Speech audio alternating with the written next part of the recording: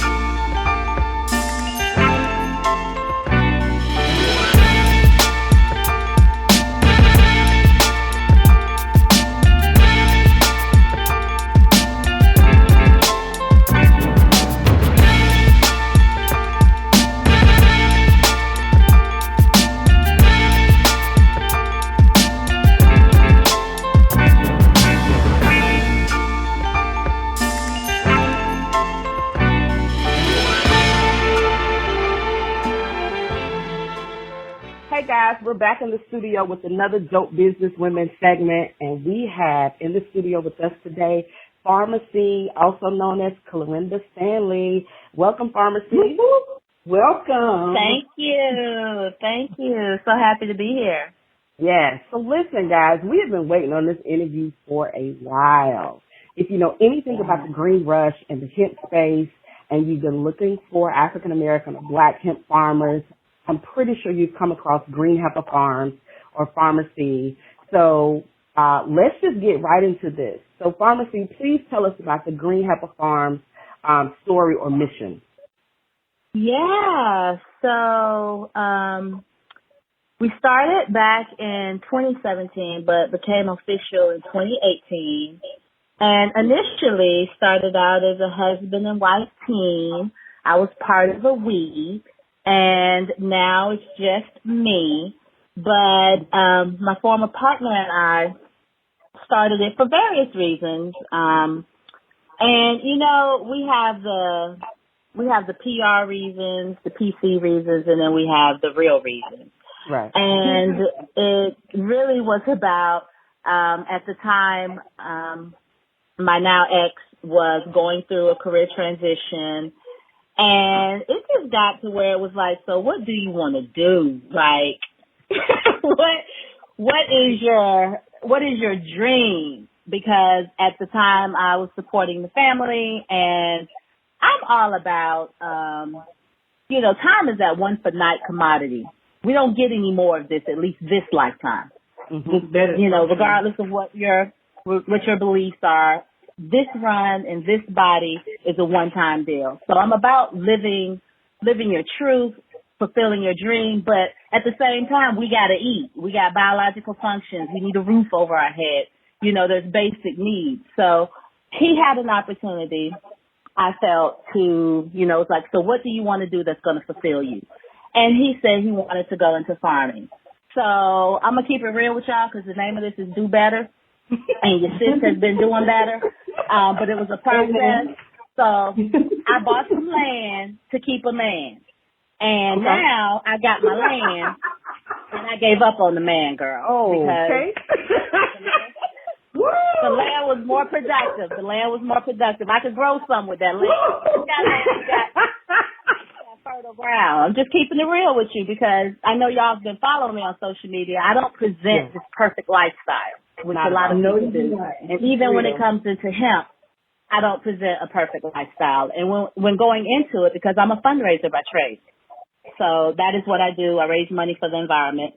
And so going into this, even though the initial motivation, that catalyst was trying to create something with someone to build and also to try to hopefully, you know, fill in gaps that we had between us, I also knew that this had to be something more than just going out here to make money. Now, let me put this out there. I have no issue with increasing a coinage. I like it. It feels good. I like having coinage. But that can't be my only motivator for me. Right. And so we have what's called the 4 E's. Economic empowerment, because coinage is important. Equity, because the playing field is unlevel. You know, every major system that we have in this country was built on inequity. And so I feel very passionate, and all the work I've done has been to lessen that gap. The environment, because I was the friend in college. You did not throw your Heineken bottle out the window with me. We will fall out. Like, no. Pick up that Doritos bag and respect the plant. That's something it's just always been innate in me. And then last but not least, education. And education as it relates to the cannabis industry, to growing, to financial literacy, because you're going to have people going into this area, and if they do it right, they're going to have a tremendous increase in money and wealth, and we need to know what to do with it. So just education across the board, educating the community who's still scared, you know, that somebody is going to smoke one of my plants and get high. I mean, first of all, if they do get high, let me put this out there too. I don't have any issue with any type of cannabis. I don't. There's too much that we make in labs, and we produce chemically that create far more harm to our society than a damn plant. Like, come on, y'all. What somebody gonna do if they smoke some THC cannabis? Eat your potato chips up? Like, calm down. Tell the truth. They're wreaking havoc on society with alcohol and tobacco and pills and all of this crap. So I don't have any issue with any kind of cannabis. And I still have to educate people that you could smoke a joint the size of a telephone pole and you're not going to be high. Come on now. Okay? You might have a bit more sense about you and able to reason better, but you're not going to be high. So, yes, that's the mission of our farm. And now that I have really been able to, because I had to go through a period when the marriage dissolved, I had to go through a period of, do I want to do this? Because I have a very demanding career. It's very fulfilling. I'm very fortunate in that I have a demanding and fulfilling career that allows me to travel all over the world and do something I'm really passionate about. So I had this little soul searching moment, like, because this is crazy, right? You got all this land, you got to put a well out there, you need electrical. They said you got to go fill out a permit for this and a permit for that and a soil conservation plan and what? And who has time for all of that? So I had to go through this introspection and the soul searching to see if this is something I want to do. And then I realized that this land is very much a part of when I allowed myself to dream before society said these are the things that you have to do in order, check these boxes. But when I just let all that go and was really focused on it, I did re-envision Green Heffa Farm. So it initially was focused on hemp. Now it's focused on hemp and medicinal herbs because there's so many other beneficial plants out there that we don't even know about. You know, we don't even know, a lot of people, that the terpenes in holy basil are so closely related to those in hemp. And when you put those two together, I mean, I may not go to church and all that, but I still appreciate something that got holy attached to it. You know, I didn't give up everything. I just kept what worked for me and gave y'all the rest of it back. I kept that Black Jesus girl. You know the black one. You know what I'm talking about? Yeah. Yes. Black Jesus up there in the stained glass. I'm up front. Like, what's up, Jesus? I'm sorry. It was a hate. Be yourself. Christians right now about to throw the daggone phone talking about. Look, they'll be all right. There you go. Look, but anyway, so just creating that place where, and another thing I did, anyone can learn from Green Heffa Farm. And coinage can come from any person. I don't discriminate. But my passion, my focus is on empowering Black women in farming.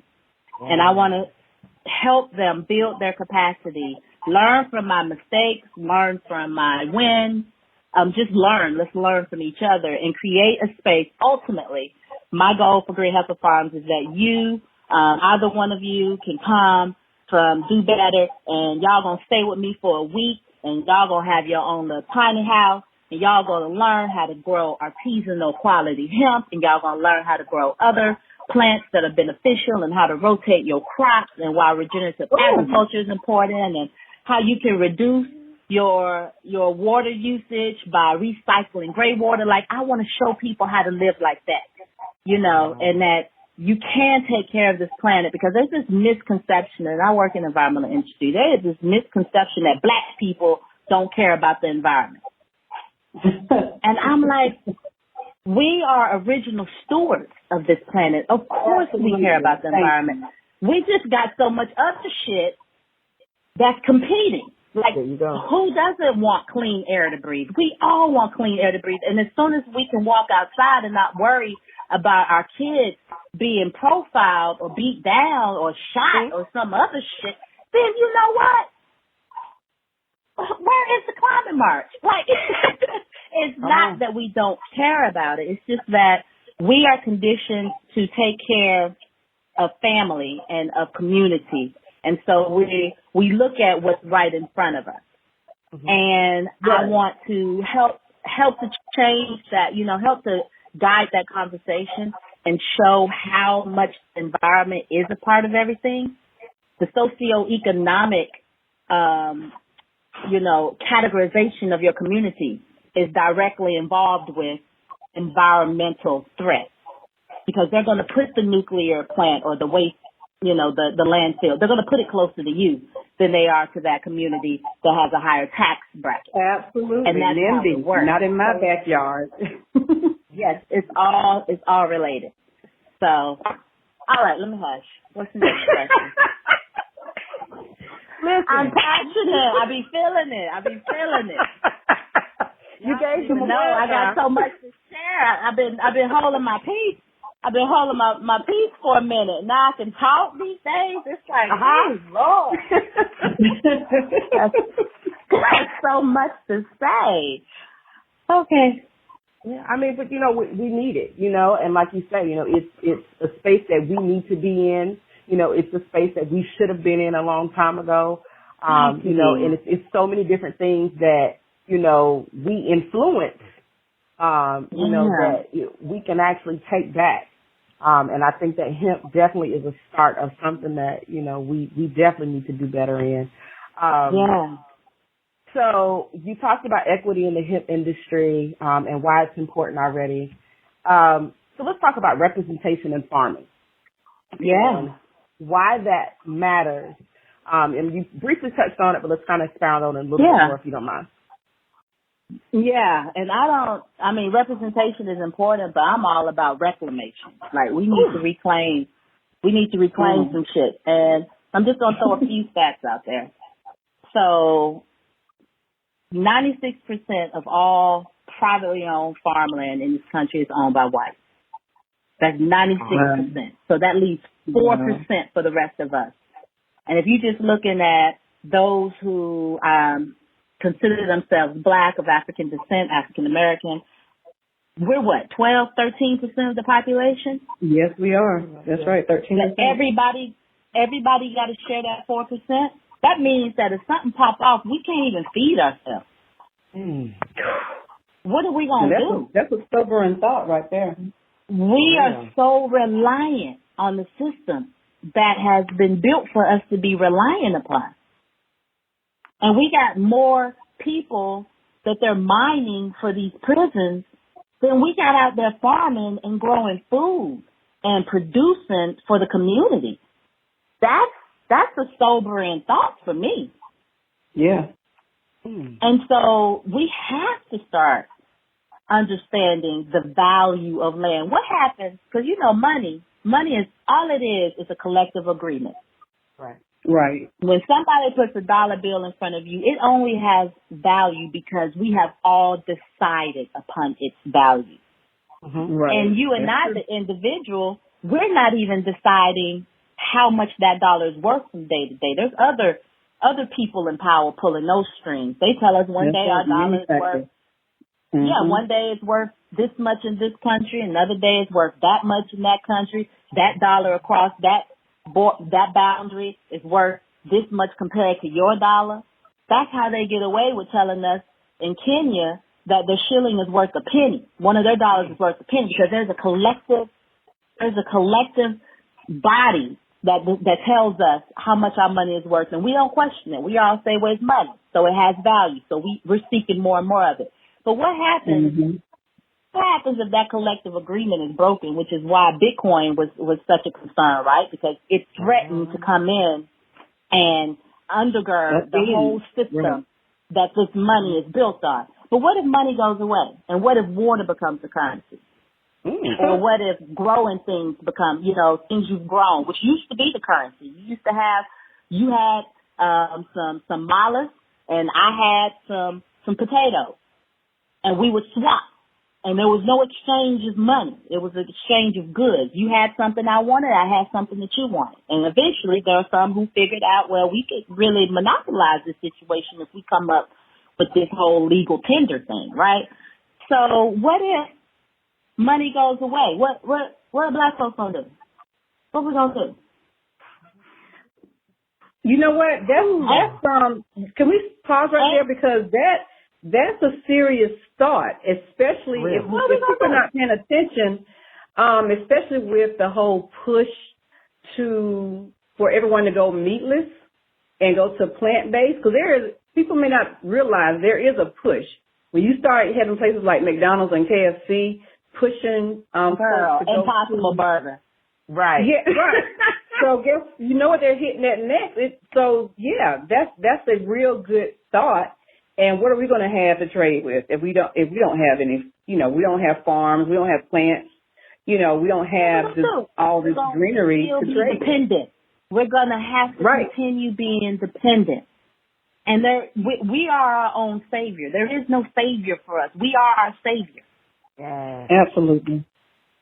And the biggest way to keep people to behave a certain way is to control the systems which they don't even question, just like we don't question the value of a dollar. Yep.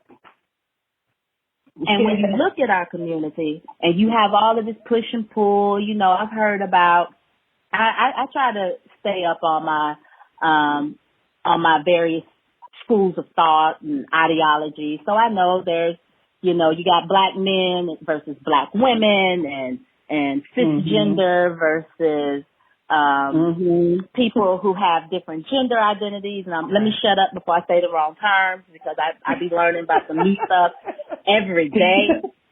I do. I mean, I'm learning. I'm Generation X. You and me both. When I was growing up, when I was growing up, even though thought was starting to evolve, it still was and I grew up in a very traditional Presbyterian household. So where you didn't question a lot.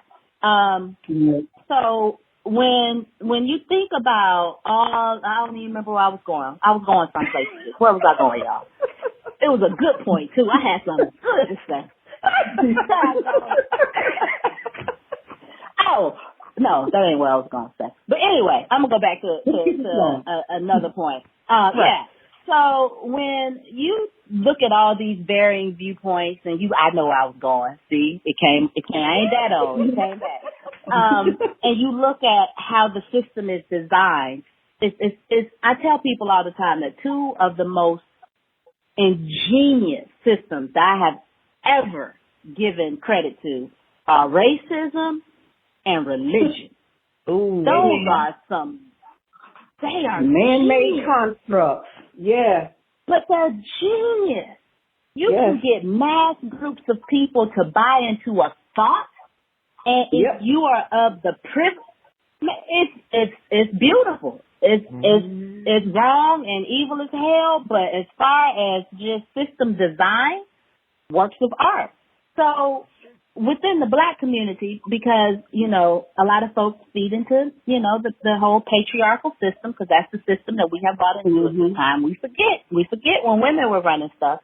And I think it's so poetic that in growing, at least for the nutraceutical market, it's all about the women. It's all about the mothers, right? You got to take care of your mother plant. You got to pull the males up out of there. But, don't get me wrong. I love the brothers. I swear I do. Even when they don't love me back, I love them. Even contributed one to the world. So when you look at the Black community, Black women have always been at the forefront of movement. Even when they wouldn't let us be at the forefront visibly, we've always been at the forefront. And when you get more Black women owning land, more Black women farming, that is when research shows that in society, if you want to see positive movement from people, particularly those who are economically depressed, focus on the girls. You educate your girls. You send your girls to school. Yep. And if you really, really want to be progressive, you find the darkest community, the one that is the most ostracized and the most oppressed, and you focus on their girls. Yep. That's true. Our success trickles up. It moves up. It defies gravity. We moving up. So you get Black women in farming, y'all, they ain't ready. And then they farming hemp and medicinal herbs or whatever you want to farm. I have one lady who's interested in working with me who's going to be doing flowers. Adding beauty to this world, helping the environment.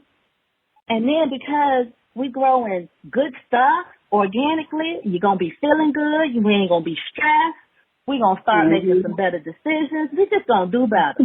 That's right. We're going to do better too. We about to do better. That's right. And eat. And make sure our family eats. That's right. I love it. I love it. Look, I want to jump. Look, I don't know whether to jump in or not, because I tell you what, you are definitely taking us to school right now, spiritually. I mean, on all fronts, you're taking us there. And one of the things that, well, not one of the things, because you're saying so many awesome things, and definitely can see it, because when you talk about a movement, and the movement is taking place now, when you talk about women, when you look at the political stage and what's happening. But, being reminded that, I don't get up in the church either, but I am definitely spiritually connected, as Charlie would tell you. But, this is I do go when I go visit my daddy, girl. I do go when I visit my daddy. Look, I don't argue. I wear stockings. I put on some pantyhose. I put the slip on, phone down. I do. Well, no, I don't do a slip now. Now you running out. Okay, I was going to say, what's going on now? Now you running out. And you want me to stay for the whole service? Yeah. But, I do go. I get up and do a little praise too, because the music be popping. Amen. It's true. And let's have good praise and worship now. And let's have a good praise and worship. I feel you on that. I take what works. I take what works for me, and what doesn't, I leave it right there, and I don't question it anymore. If it don't work, if it doesn't resonate, y'all keep that part. Amen. That part. But, you know, one of the things that I say a lot is that we have moved from the age of Pisces to the age of Aquarius, which Aquarius is who is the water barrier. I mean, so that's the nurturer right there. So when you talk about nurturing the land and what comes from that, you know, it's going to be very important in this age, moving to the next age. And, you know, I've heard a lot of people talk about, you know, I don't know if I want to do this, or I'm not getting involved in that, which we hear in our community, we hear that a lot. Oh, I don't know anything about that. I'm not going to get involved in that. And then after the fact, then everybody's trying to get on board. By that time, though, all kinds of laws have been put in place. All kind of guidelines have been put in place. So can you speak to the importance of getting involved now, like right now? Well, there is, of course, the urgency for various reasons. Now, for the next 3, some people say 5, but I say about 3. For the next 3 years, the market's going to be regulating itself. We're not going to see all these fluctuations, and it's ridiculous. You got some people out there that are just downright financially just taking advantage of folks. And then you got people who don't know, and you pay for what you don't know. So you have a lot of variance in how much the, you know, hemp is going for on the market. And I'm speaking more of nutraceutical side, growing for CBD, et cetera, because I'm more knowledgeable about that than I am growing for fiber or growing for seed. You have these variances, and I'm one now. I tell you this: I don't try to encourage people to go into this if they're not ready, because farming is not for the meek at heart. It's not. There are other areas people can go into, which is fine. Only those who really are connected and are meant to farm, like that's who I'm trying to work with. And there's a lot of it. But there are some who don't need to go into this industry because they don't have good sense. You didn't have good sense. You don't have good sense in going to the grocery store. You definitely don't need to go into this, because I'm serious. You went in there for one thing, and you done came out. You can't go in Target and get some toilet tissue without coming out. You got hair conditioner, you got markers, you got towels. You know, you got a whole bunch of disparate. Meaning you went over the whole store. You went over the entire store. You know damn well where the toilet tissue is. You all the way over there in the food corner. So you might not need to be going into hemp right now. And y'all know I'm from Alabama, so my dialect pop out on me. But you don't need to go into this right now. Yeah, you don't need to go into this right now, because this is business, and this is a cutthroat business. Because even hemp, it is related to cannabis, and you find a lot of players who are coming from other industries. You find a lot of players while it's not as regulated right now coming in. It's some seedy characters.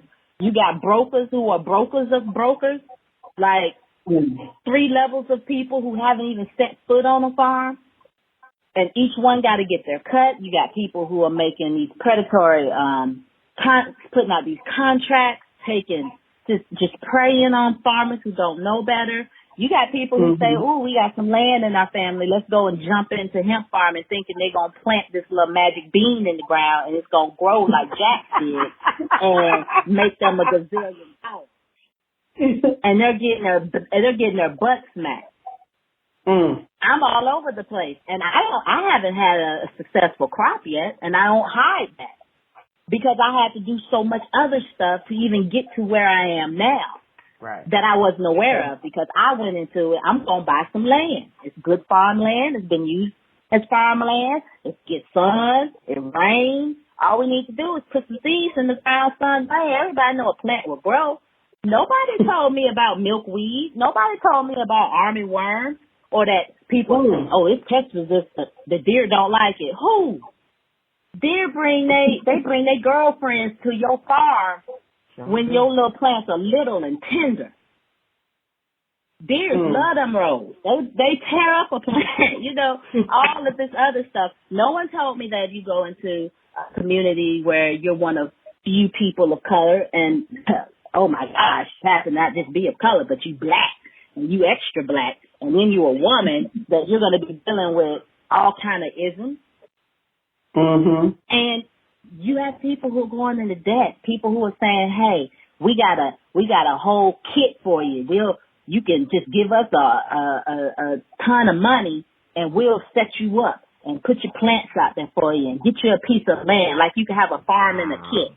It sounds too good to be true. Let me tell you something. If it sounds too good to be true, it probably isn't. I'm not going to say it definitely isn't, because you can manifest some shit too. But I'm just telling you, you need to.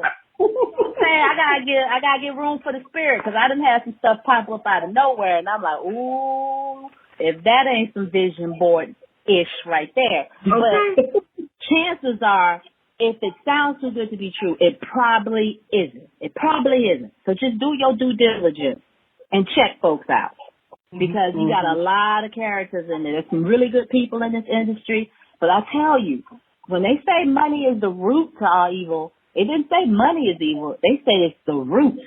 Right. Ooh. Yeah. So, yeah, it's some stuff out there. But for those who are willing to do their homework, for those who are willing to invest in some knowledge, for those who have prepared themselves in certain ways. You know, like for me, I couldn't have done what I've done if I had bad credit.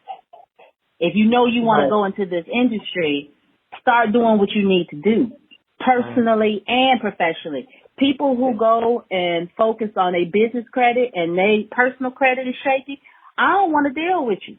Because you ain't caring about your own ish at the end of the day. Not saying you can't do both simultaneously. Not saying don't do anything until you get to a certain place. I'm just saying there's certain things that if you set the foundation, it's going to make it a lot easier for you. Right. I was able to absorb some hits. You know what I mean? I lost a grower when I was no longer with my ex. So I had to take some hits, and I took some serious hits. But I was able to do that and still keep a roof over my head. So that's another thing I tell people. Just start small. You don't have to go buy land. You can start on an acre. You can put you a nice greenhouse and grow you 100 beautiful plants and pay your house off if you know what you're doing.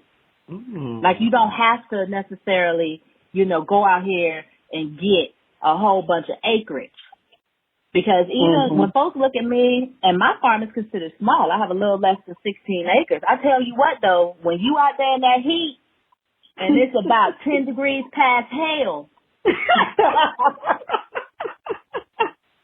and you didn't rent the one with the air conditioner because it costs more, and you was like, I'm from Alabama, I'll be fine, I'm up north, it's North Carolina, I don't have nothing on us. Ooh, child, I tell you what, different. By that third hour, you reconsidering a whole bunch of stuff. It's a bunch of decisions you starting to think about. Rethink my decision.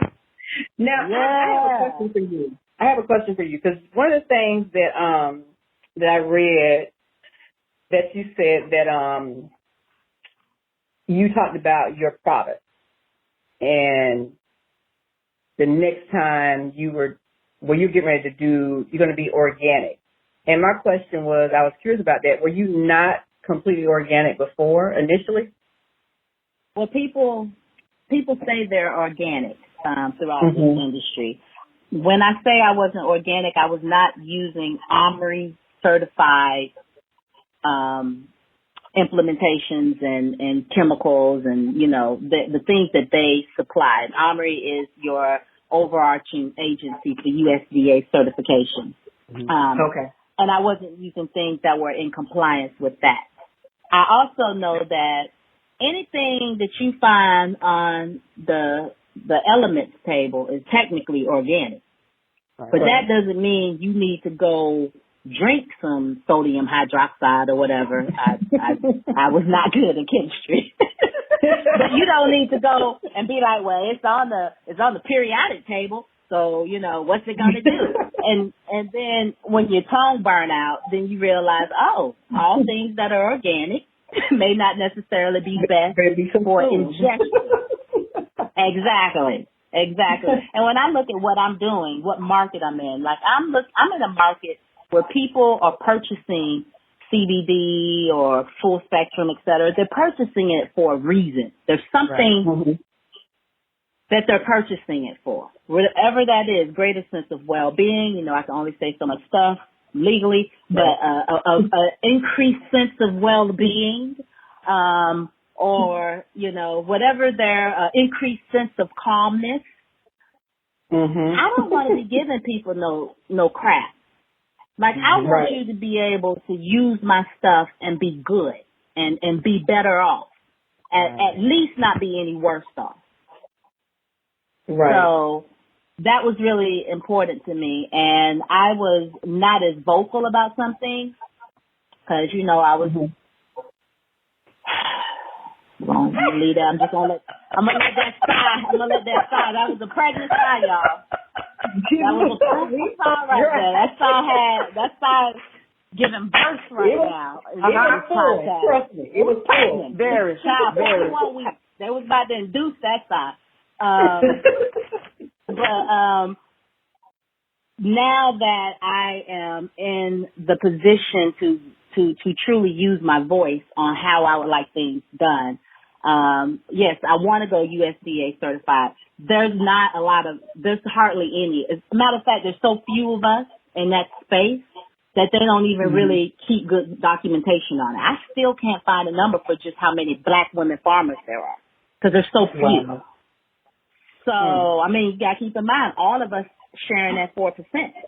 Right. So, yeah. So, I want to go organic, and I want to go into that space. I'm not just trying to change things up in the hemp industry. I'm looking at natural health care. I mean, not natural health care, but natural health and beauty. We're not in that space for real. They put our stuff separate. When you go into Target and you look, they have our stuff with ethnic. They don't have us over there with the Dr. Bronners and all of the. Why not? If it's good for my hair, trust me, it's good for everybody's hair. That's right. Y'all came from me.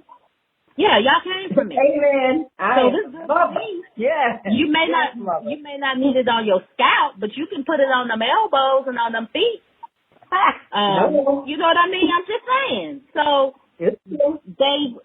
I want green Heffa stuff to be on any shelf. I want it all over the store.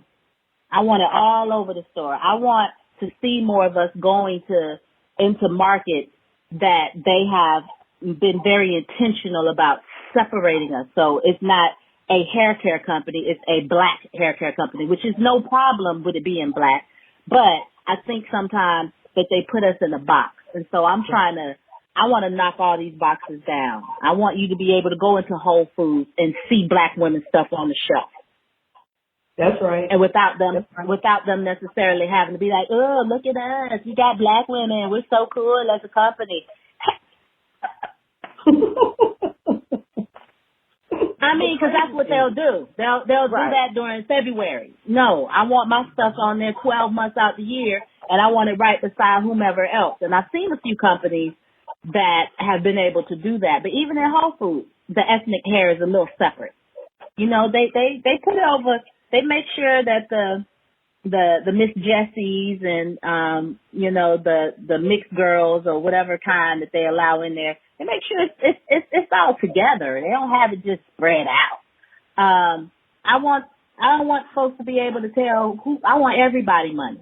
Let me put it. I want everybody money. Yeah, that's right. That's it. I mean, but you make a good point though, because it needs to be all together.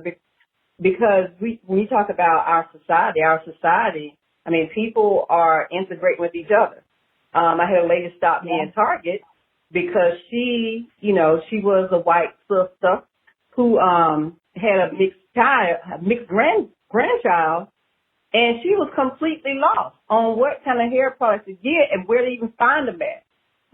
You know, because nothing was working for her granddaughter. You further along in your journey than me. I can't give nobody else the A. I'll give them an ER. There you go. You say I was like, oh, that's what we doing now? Oh, okay. Yeah, I can't get an A or the I gave ER, and I'm not one that easily give an ER, especially if you follow me. I'll give you an ER. I'm not that one. But I'm not giving an ER at all. Oh, you're not even an ER.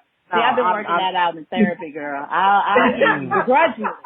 I ain't there yet. Yeah, begrudgingly. But you're not getting an A under no circumstances. But we know this because we see major corporations, Pantene has jojoba oil and shea butter and cocoa butter, in their stuff now, and other major brands that have, a white face as the face of the franchise. They're using all of our stuff now. Like, wait a minute. Yeah. But see, I want us to ask ourselves, who are they buying that jojoba from? Who are they buying their sweet almond oil? Who are they buying their hemp oil from? I want us to be, I don't even have to, it's not just being out front and center. I want to know who's your leading supplier, and why can't those be Black women? That's it. If you can get a contract for some of these big companies that need jojoba, all you be at your farm growing is jojoba. Folks say, ho, you don't even get mad anymore because jojoba has been so good to you. Amen. That's how I feel about farming. I don't supposed to be like hoe, I'll be like shovel. That word has no anger for me. A hoe is valuable, okay? Amen. A hoe can make you some money. How about that? Nothing like a good hoe. I'm trying to tell you, it's mindset perspective. Oh my God! Nothing like a good hoe. I'm done. Look, sis, I hope y'all are listening. This is one for the book. I am loving it. And I'm on my good behavior. Y'all ought to see me at work because I'm the only Black person on our team. And y'all should see the faces and the silence when I be talking. I have folks coming back 3 days later like, I got that joke that you, boy, that was this Thursday. You killing the mood. I'm like, bless your heart. Killing the mood. Bless your heart. Now I got to talk about that in therapy. Look, we're going to have a segment with you. If this is you on good. That's a whole nother topic, but especially if people are going into business, I don't see how entrepreneurs don't have a therapist. I'm like, sis, what are you doing? If you have benefits, if you have access, because let me tell you something. You get what you pay for. So when your friend give you some bad advice that you go out there and follow, and then your fool ass in a situation and you want to be mad at your friend, your friend didn't go to school to give you advice. Listen. Thank you. I need to have at least one person in my life whose livelihood depends on what the hell they tell me.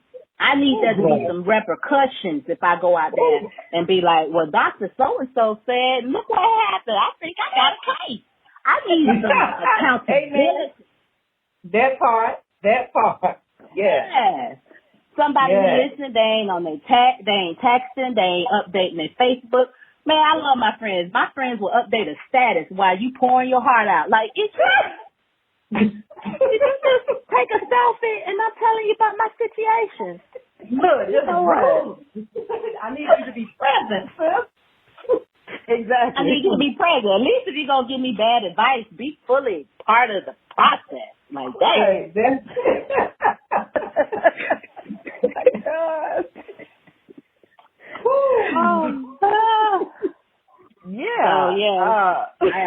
am all about it. If you take your CBD for calmness and anxiety, You better pop your CBD on the way to your appointment.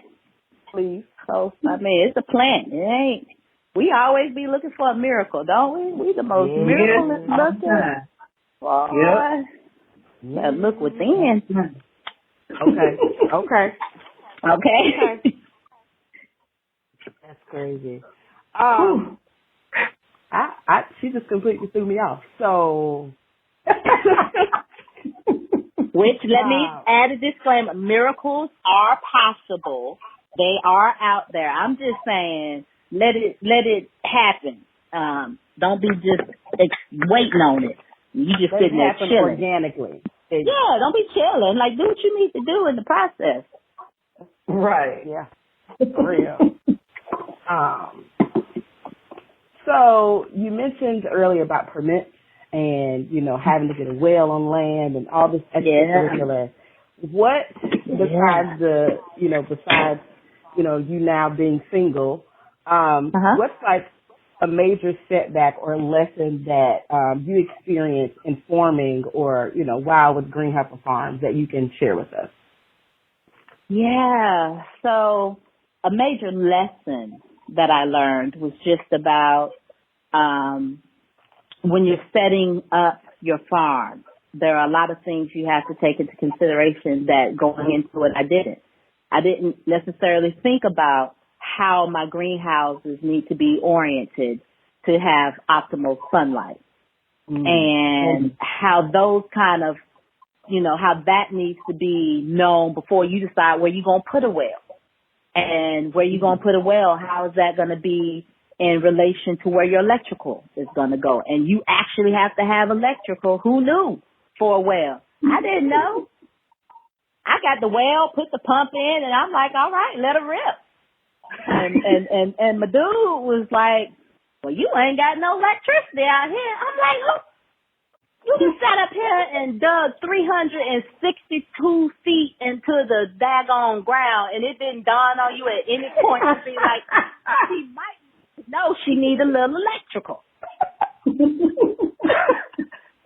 So, and having the engineer, if you are buying raw land that's never had any infrastructure put on it, what that's going to tell, you're going to put a whole bunch of money if you're going for CBD.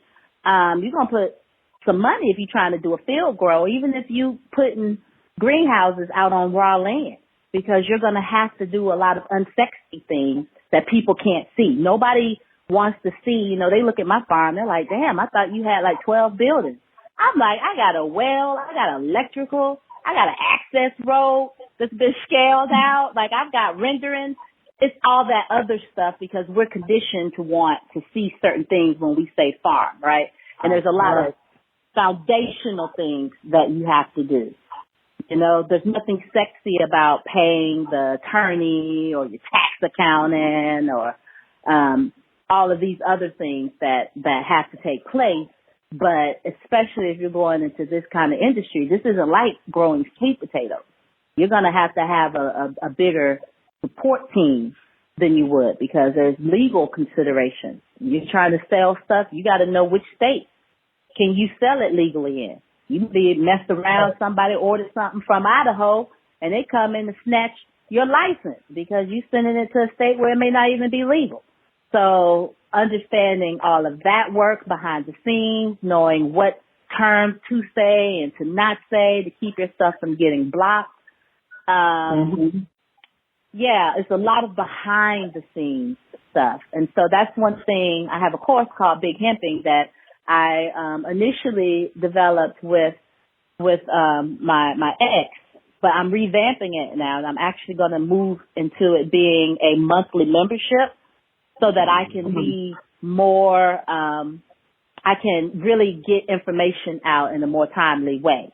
And so I'm going to be revamping that, add more information, really talking about that other stuff that folks don't talk about, because if you look at the gram, everybody in love, everybody weight snatched, and everybody got a field full of healthy hemp plants because we curate what we put out there.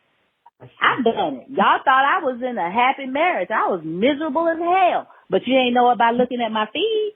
So this I'm getting love. I know. Hashtag relationship goals. I used to cuss every time somebody sent me that.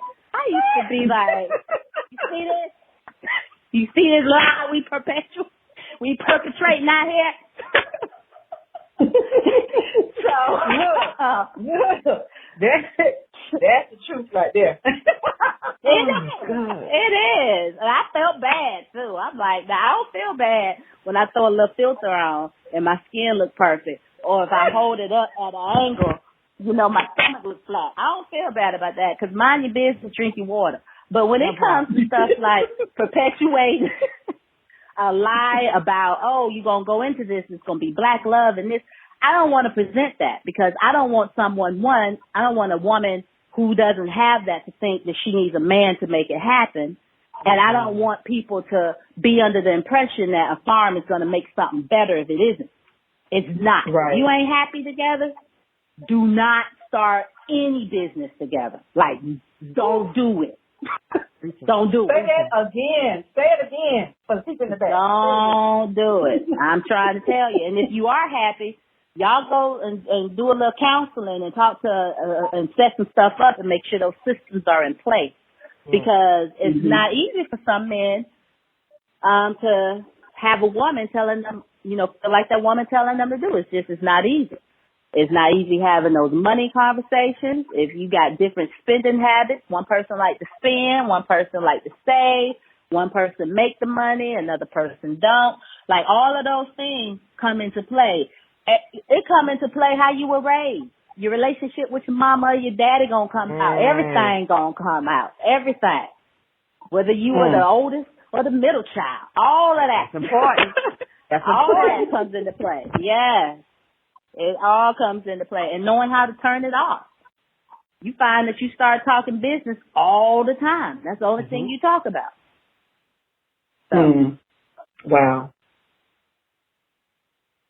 That's crazy. It's the truth though. You know. Go ahead. It's something that you said, and I wrote this down because I've been thinking about it since you made this post and how you did she mean to say it this way? Which, you know, after speaking to you and hearing you speak, you absolutely meant to say it exactly what you said it. What I said, girl? What I said? You said count it all tuition.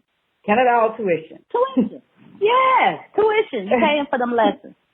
The worst thing in the world is to go through something and you didn't even get a passing grade. You went through that heartache for what? You got a WF and being treated poorly? You got to go back. You got to go through that again. If you don't learn how to be treated well by being treated poorly, if you ain't at least walk away with that lesson, I don't want to feel this way again.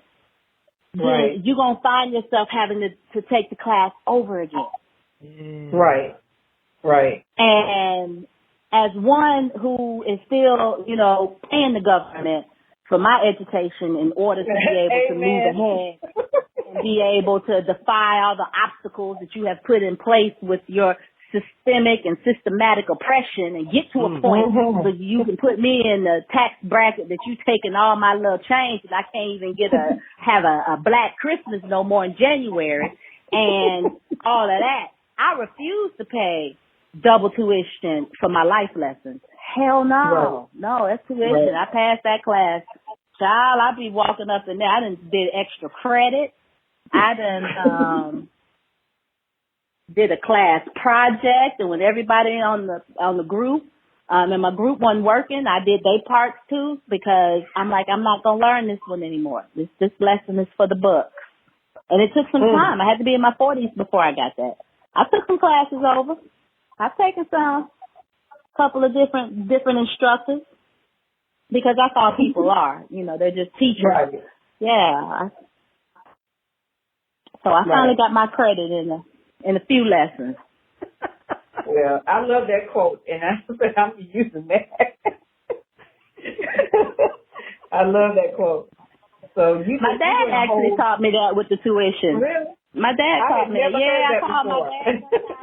Look, I called my daddy one time. You know, put the DY on there when I want something. Daddy, called my daddy one time in a little situation, right?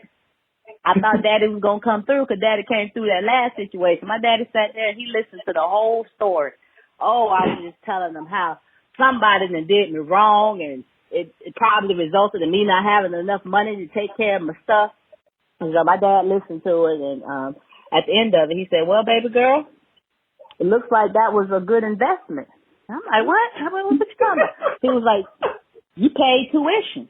He said, so I want you to take that lesson learned, and I know you're going to come up with a solution to this problem. And I think he hung up on me. I think he hung up the phone right there because I still feel a little some kind of way whenever I tell that story. I believe Clarence hung up on me. And I had to figure some things out. Yeah. All right. That's good. That's good. That is good stuff. Woo. And so he had to get you together. And he had to get you Clarence piped me right on. He piped me right on up. And I remember that because I was mad. Oh, I was mad. Oh, mad. Feelings probably hurt. How is that tuition? I know what tuition is. You know, I was hot. I called you for some help, and you got to be petty. You know, you being all sarcastic, misusing words. But I got it later.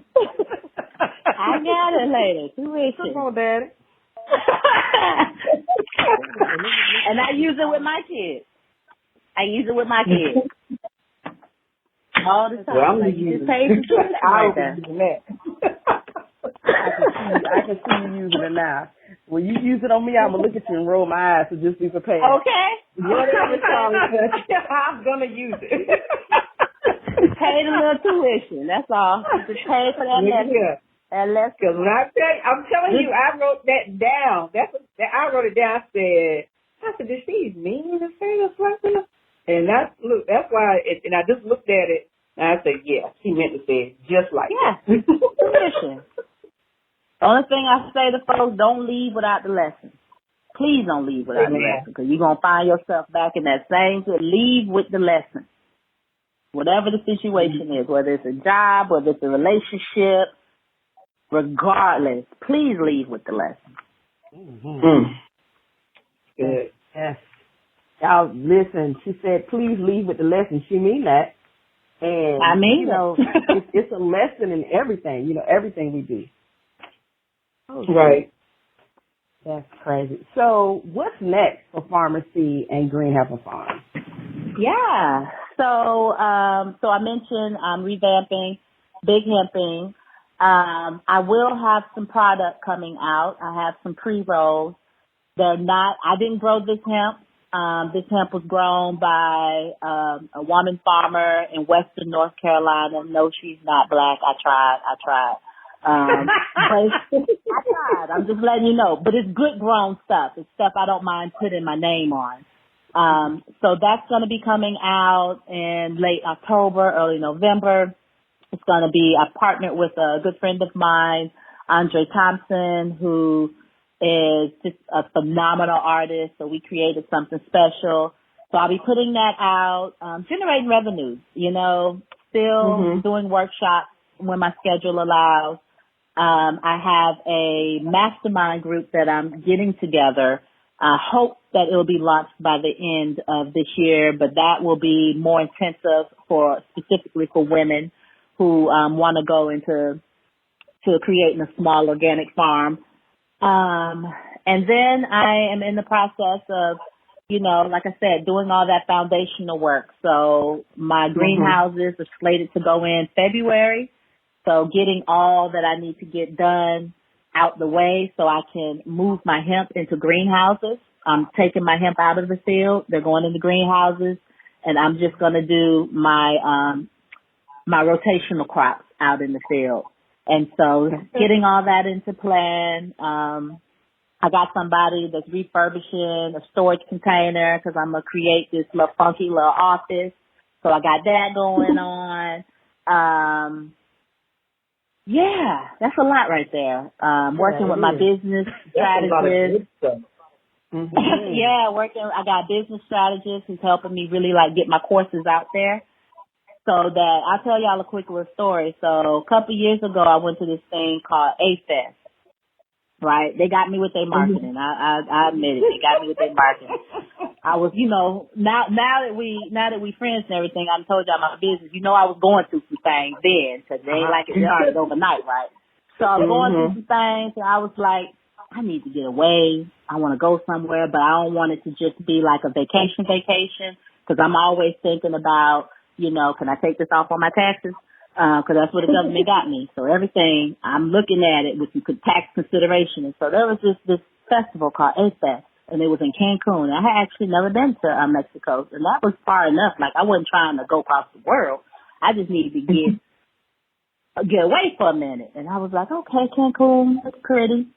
Let me sign up for this. And it's these, these digital nomads and these entrepreneurs from around the world, and they talk about things like unleash your consciousness, and it's some of the stuff sound woo-woo, but I can get into woo-woo until it just starts sounding ridiculous, and then I'm like, whoa, so I can do woo-woo. So some woo-woo stuff and some how to maximize your time and just a whole bunch of stuff. So I was like, let me go to this thing because I could take that off my taxes for professional development. So signed up for the darn thing. Went down there, cost about $3,000, which I didn't think was, unreasonable. Probably another $1,000 or so in other costs, but, nice resort. I mean, it was nice. So I'm at breakfast one day, good, decent food. I'm at breakfast one day, and while I'm talking to this dude, his phone kept buzzing, y'all. So after a while, it got to be a bit disconcerting. So I just decided, drop just a little light humor on it. I was like, you must have uploaded a nice little picture to your IG. I'm trying to act like I'm hip and shit.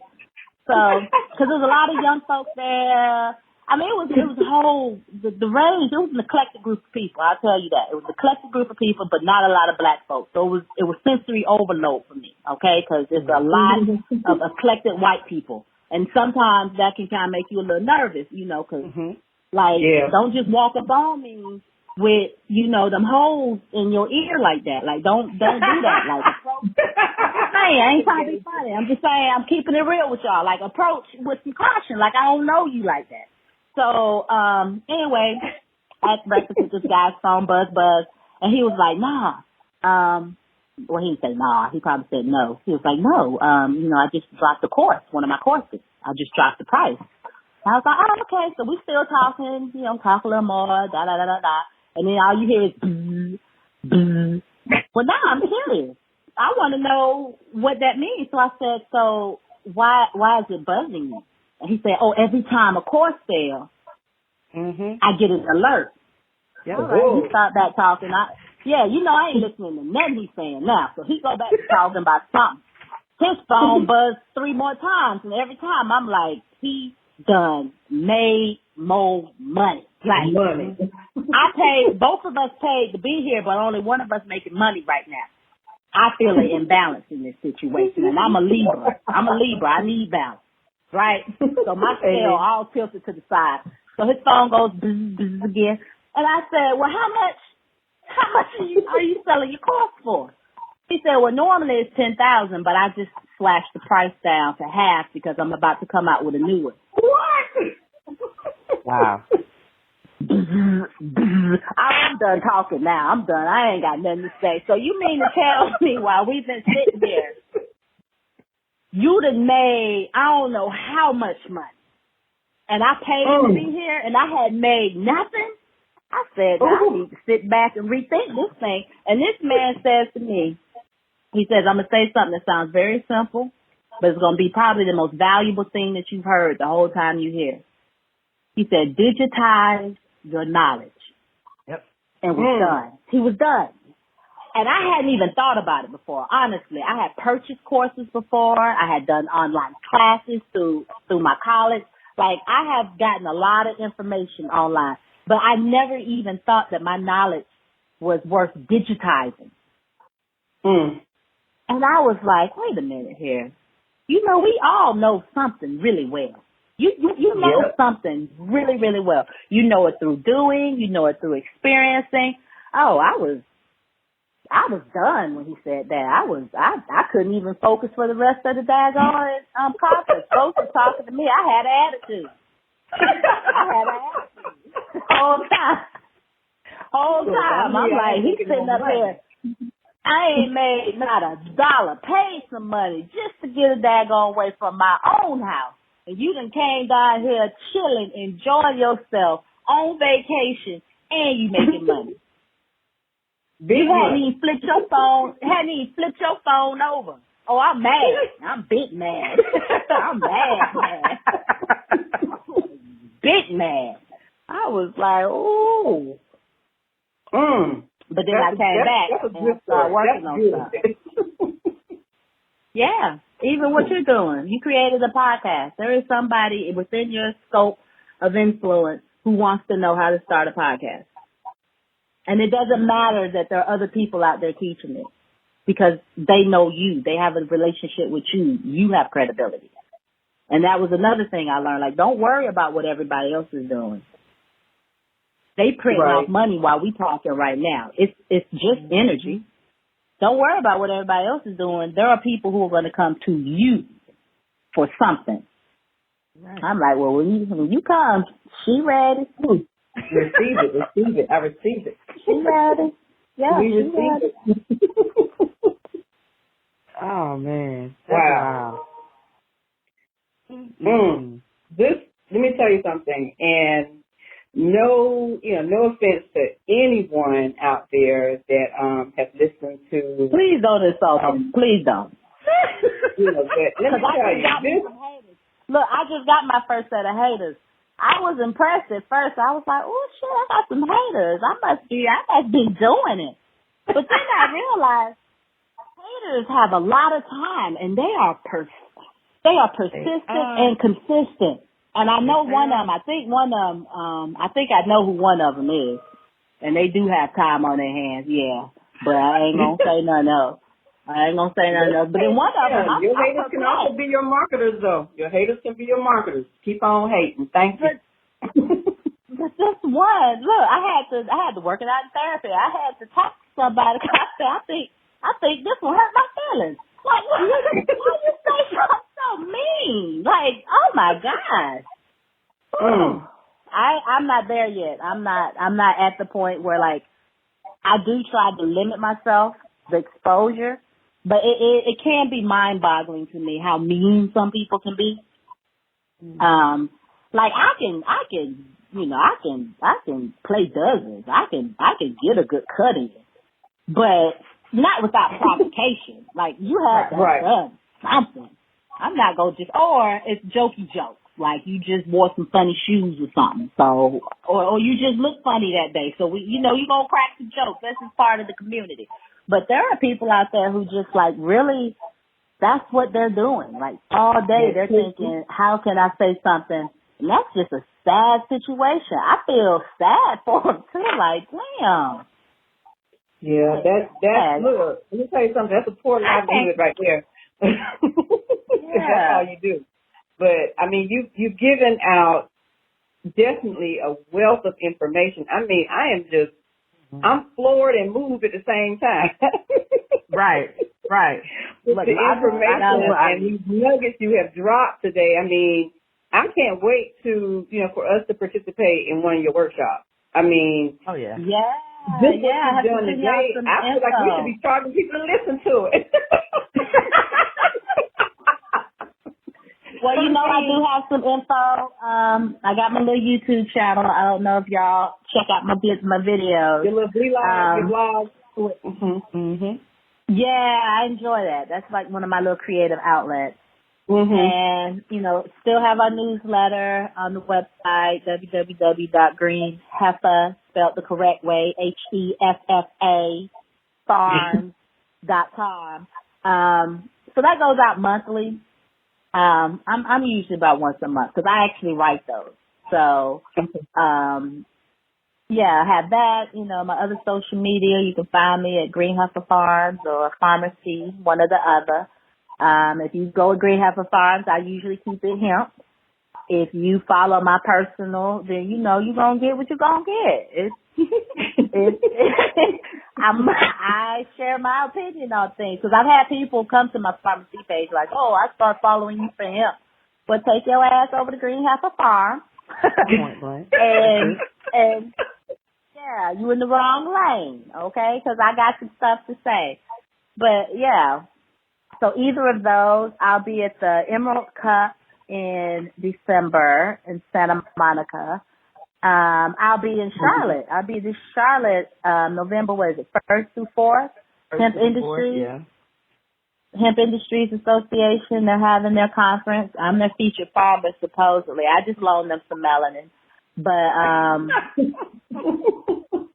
I'm not speaking because I didn't put my speaking request in, call me the entitled black woman, just assuming that y'all was going to make some room for me because you need some peppering on the stage, but I ain't make it. So I'll be there though.